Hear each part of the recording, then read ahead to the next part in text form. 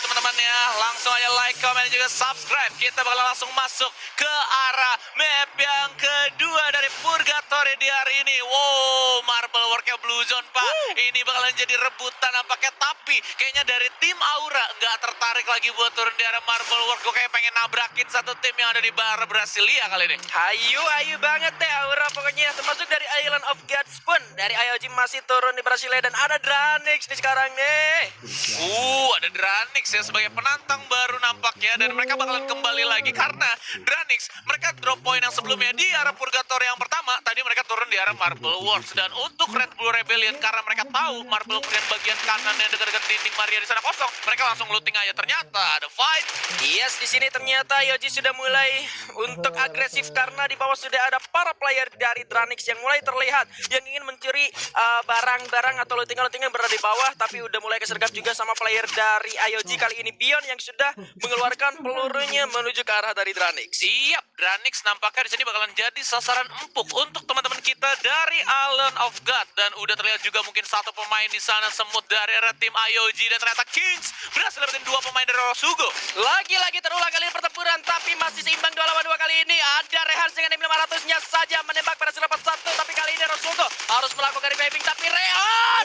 Wow my god! Sweet revenge dari Kings Esports! Gokil untuk di Purgatory yang pertama tadi mereka berhasil kalah di arah Forge, dan akhirnya Kings berhasil sweet revenge kali ini ya. Mereka berhasil dapetin satu squad full dan juga hampir ya dari seorang Strawhead dan juga Wynot tadi diklaim kill ya. Kalau misalkan nggak di NGU, kalau misalkan kata pikirnya ternyata RRQ berhasil dapetin satu pemain dari seorang Deadly di sana. Langsung terkena ubun-ubunnya dari tembakan Barita yang sangat-sangat on point. Ini dia dari RRQ Hades yang sudah mulai menembak ke Aura. Dari Akanar pun di sana berhasil mengending seorang Deadly yang langsung saja dipulangkan menuju ke lobby. Tentunya ini untuk Aura nggak bakal terlalu terburu-buru untuk moving lagi menuju ke arah atas, karena dari Aura sendiri mengingat di game Purgatory yang sebelumnya itu benar-benar nahan ada di Brasilia bersama dengan tim dari IOG. Yes, dan nampaknya untuk segi drop point juga mereka di sini randomly turun mencar ya, karena Legalo tadi sendirian dia masuk ke arah rumah Tayo, terus juga dua pemainnya masuk ke dalam rumah batu juga, dan untuk satu pemainnya masuk ke arah field buat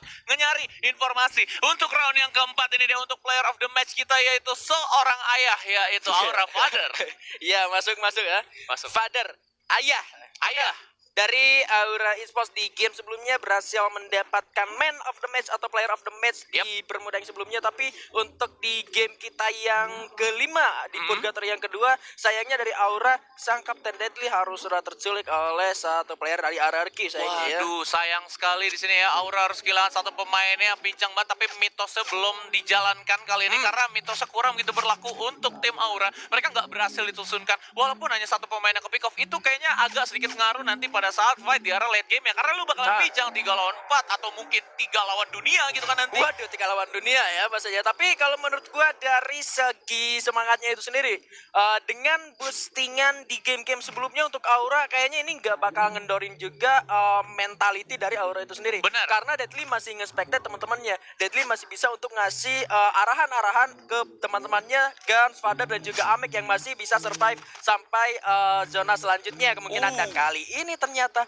sudah ada GGWP yang bakal bertamu ke arah Red Bull Rebellion. Yes, dan untuk M500 dari sana udah diamankan juga oleh seorang Evol. Kali ini apakah dia bakalan coba untuk pepeng shoot ya kan? Tapi kayaknya biasanya orang yang pakai M500 karakteristiknya dia membawa double vector. Apakah dia udah berhasil dapetin double vector di early game, dan itu bakalan jadi advantage point atau keuntungan buat tim GGWP? Karena apa? Rush power lu bakalan kuat banget, Meron. Waduh, ternyata malah kali ini Meron dipulangkan menuju ke lobby. Mr. Ari juga kali sudah mulai masuk menuju ke pertahanan dari RPR. Sudah disiapkan juga double vector dari tembak arah, namun ternyata masih belum berhasil untuk di take down juga.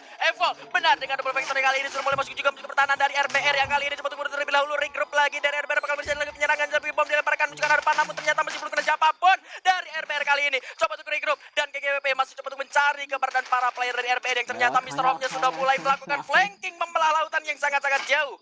Itu dia banteng merah kita bakalan coba buat memutar satu pemainnya. Fruits juga di sini bakalan coba buat di spam dulu. Bar, Evol, dan juga seorang Mr. Ari dengan satu kompon masing-masing satu orang. Ini bakalan jadi satu efektivitas yang sangat bagus pastinya untuk tim GGWP. Tapi diras balik karena kali ini Calvin, Frost, dan juga Siro sudah mulai masuk ke pertahanan dari GGWP, dan Mr. Home juga dari sebelah kanan sudah mulai menembak dari GGWP. Evol berhasil dapat satu orang, ternyata langsung di end. Gak ke end kali ini. Evol juga tertembak cukup sakit kali ini. Siro-nya coba untuk berputar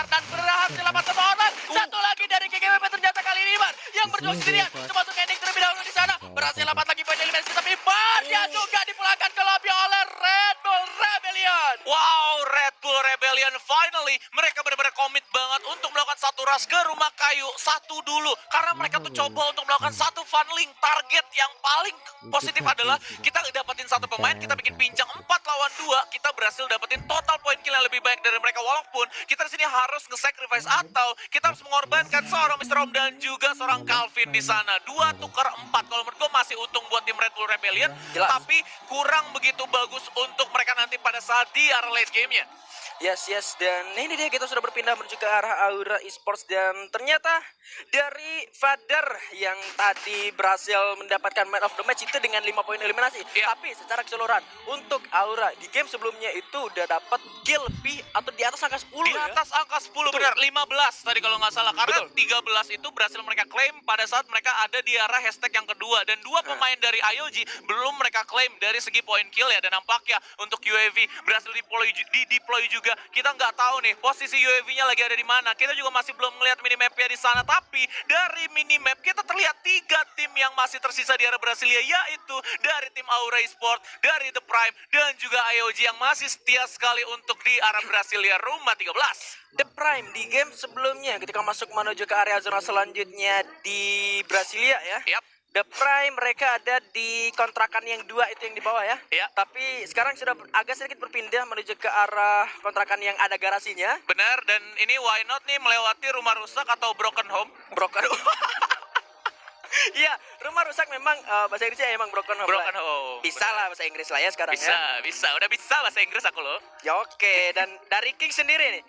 Dari Purgatory yang pertama yang tadi sempat dipulangkan di posisi ke-12 oleh para player dari Rosugo. Yes. Kali ini mereka berhasil nge-up dan mendapatkan sweet revenge-nya, berhasil mendapatkan 4 kill dari lawan-lawannya, dan kita melihat kali ini EVOS yang sudah mulai melakukan scoping menuju ke arah RRQ Hades. Tapi dari EVOS menurut gua satu keputusan bijak untuk mundur terlebih dahulu karena memang ini jarak menuju ke arah RRQ itu masih terlalu jauh dan terbuka banget kalau misalkan mereka membuka tembakan. Benar, dan akhirnya decide mereka adalah gimana caranya kita ngejemput mereka dengan cepat, yaitu dengan menggunakan satu kaleng, dan 2 pemain terakhirnya mereka bakalan coba buat jalan kaki. Mungkin support fire yang nanti bakalan dilakukan sama Mr. 05 dan juga Street itu bakalan efektif banget, dan balik lagi untuk masuk ke arah dinding Sina. Mereka bakalan jemput satu kaleng lagi, dan Kings nampaknya bakalan langsung terlihat Azril buka tembakannya di sana ternyata Bigan. Ini dia yang lagi benar-benar dipertaruhkan hari ini. Tim dari DG Esports sudah mulai melihat ke arah tamu di depan sana. Ada dari anak Kings Esports yang sudah berhasil 44 poin eliminasi. Sudah dibuka juga tembakan oleh Azril dan juga kawan-kawannya. Jafra sudah berada di patahan garis pertahanan atau garis penyerangan yang paling depan kali ini. Yoi, dia juga udah ada di balik tenda pramuka ya, gokil banget. Tenda Dan nampaknya kita bakalan lihat juga untuk tim Dunia Games coba untuk stripping dulu. Diwan melihat satu pemain di sana, tapi mau juga menerima cukup banyak kali ini trading hit antara 2 pemain bor guys. Berhasil mendapatkan seorang Souls dari sana, akankah selamat? Tapi kali ini masih ada tembakan balas juga, ternyata Cooper juga di aduh kenak juga. Diwan juga harus mensyukurkan. Souls juga berani kali ini memulangkan First Rider menuju ke arah lobby. Yes, ini dia First Rider finally dipulangin juga, dan nampaknya mereka bakalan kedatangan tamu juga karena tim DG di sini udah melewati stasiun Tanah Abang, bakalan coba buat naik juga. Di sana ada satu rumah labirin yang bisa mereka amankan harusnya, tapi ada rumah hijau juga. Ini bakalan jadi pilihan untuk tim Dunia Games. Kalau misalkan mereka mau ada di arah rumah hijau, mereka bakalan ketemu chance-nya besar banget dengan tim Dranix. Tapi kalau misalkan mereka ke arah rumah labirin, ini ngebikin fleksibel move mereka. Karena apa? Lu bisa naik nanti ke arah field atas dan lu bisa ngamenin beberapa pohon yang ada di sana, dan lu mungkin bisa pindah ke arah rumah merah yang sebelumnya di Purgatory pertama udah mereka amankan. Dan lagi-lagi zonanya masih ada di Brasilia untuk final day Purgatory terakhir di malam hari ini. Dua-duanya zonanya masih di Brasilia, masih ada di pihak IOG dan juga Aura. Iya, balik lagi. Kalau memang sistemnya penumpukan, berarti cenderung chance-nya itu bakalan besar karena Brasilia. Karena memang di sana banyak banget tim yang udah stay long. Tapi bagusnya, ini tuh nggak kayak kalah hari pertama. Kalah hari pertama tuh circle yang keempat masih 11 tim, Mbak. Iya. Tapi untuk random circle-nya sendiri itu peka banget ya. Peka banget. Di mana ada penumpukan, di situ zonanya berada. Di situ zonanya berada. Jadi memang kita tuh dipaksa untuk double main case kayaknya. Bisa jadi. Bener. Dan dari Evo sendiri mereka sudah berhasil mendapatkan satu checkpoint. Ini cukup menarik permainan ataupun satu checkpoint yang dipilih oleh para player dari Evo. Ini merupakan salah satu tempat terbuka. Kalau misalkan itu mobil diturunin dari atas itu kayak bisa keselip-selip aja tuh. Dan di sana bener-bener nggak ada obstacle dan mungkin mobil yang bisa mereka jadikan sebagai obstacle. Terus mereka juga lagi ngelakuin farming di sana. Benar. Dan itu bisa jadi satu bekal untuk mereka. Tapi ini menariknya karena memang area di sana terbuka dan ini jarang banget dipakai oleh tim-tim yang lain. Oleh tim-tim yang lain, benar. Mungkin kayaknya di sini mereka pengen ngamanin satu rumah Tayo, tapi rumah Tayo di sana udah ada info bahwa RRQ ada di sana, Bigan. Jadinya bakalan sulit banget buat tim RRQ kalau misalkan mereka mau coba buat tabrak tim EVOS. Jadi EVOS bakalan decide untuk parkir mobilnya di arah lower ground dan mereka ambil beberapa patahan di arah higher groundnya dan mereka juga berhasil dapetin advantage dari segi hidden spot, yaitu banyaknya pepohonan dan nampaknya RRQ masih belum bertemu. RRQ di sini sangat setia sekali dengan dinding Sina. Udah ada tembakan-tembakan juga dilontarkan kali ini dari Sam 13 dengan penggunaan Kar 98 dan juga baretanya. Dan ini dia tempat favorit yang dimiliki oleh EVOS, sudah berhasil dikuasai juga, sudah mulai naik juga menuju ke arah atas ke dekat batu. Sementara itu ternyata Father harus terkena ledakan granatnya sendiri. Ada apa? Ayah. Ini ada apa dengan Aura? Tadi Guns. Oh iya, tadi Gans. Sekarang Father ya. Betul. Baru ingat. Tadi emang ya dari Gans yang ngelontarin bom terus kena sendiri juga. Sekarang Father ada apa? Coba untuk diselamatkan terlebih dahulu dengan segera seharusnya kali ini. Yap. Dan berhasil diselamatkan juga. Sementara dari EVOS sendiri mereka belum mau untuk terlalu gegabah melakukan racing karena EVOS juga benar-benar butuh poin. Hanya sisa 2 game saja. 2 game saja, let's go. EVOS, Macan Putih. Kalian bisa ngelakuin ini. Sisa 2 map lagi di hari ini guys. Dan untuk Aura, walaupun mereka kehilangan satu pemain, mereka bakalan coba untuk naikin agresivitas mereka dengan cara lu landmine lu taruh di sana dan mungkin beberapa baiting juga di sana udah dilakukan dan hampir aja. Lagi-lagi ini dari tim Aura kenapa? Dengan sobat-sobat bundir gitu. Iya.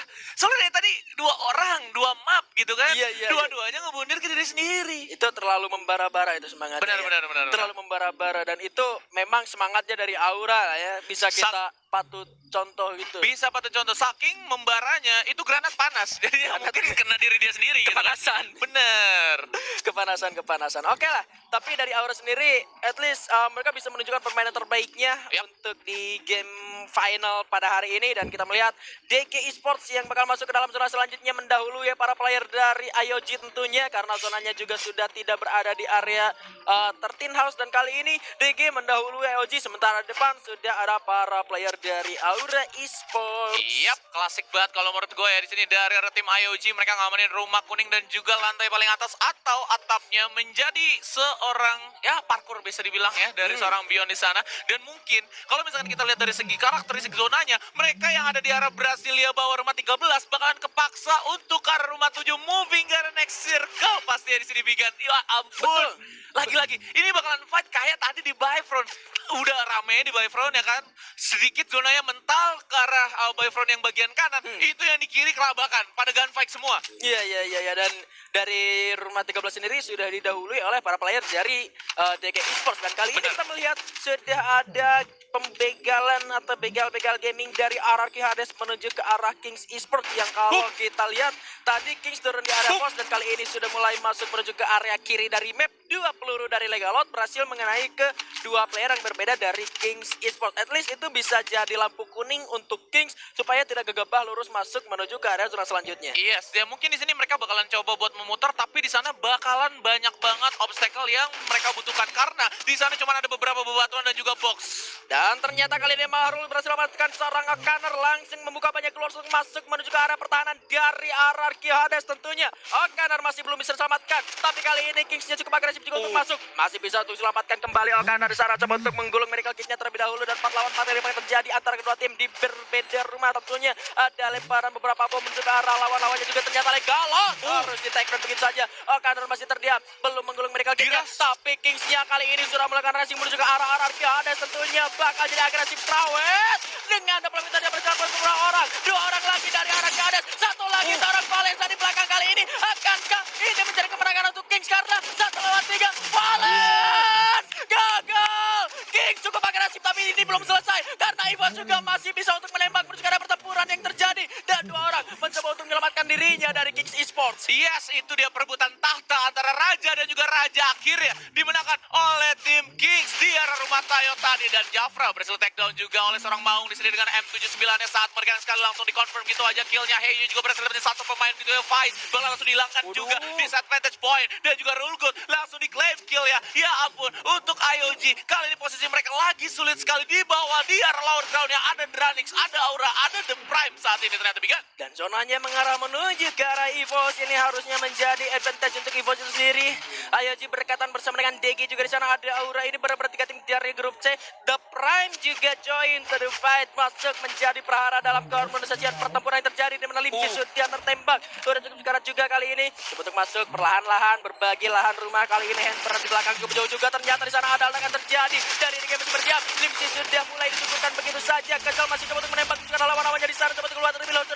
IOG kali ini masih bisa parkur beyond. Sendirian saja kali ini rumah kuning menjadi kucing-kucingan, tapi masih bisa diselamatkan. Kings ternyata dipulangkan oleh EVOS Esports. The Prime selamat, Dranix di posisi ke-7 masih bisa untuk menggulung lagi Kajal kali ini, tapi satu orang lagi Kajal yang harus juga dipulangkan ke lobby. EVOS di sini masih bisa untuk nge-spray dan ke arah DG juga di sana, dipulangkan di posisi keempat. Tiga tim tersisa, IOG pos di posisi ketiga. Ini artinya masih ada Frus sendirian di belakang yang masih bisa ngumpet-ngumpet melakukan sneaky movement dari arah belakang.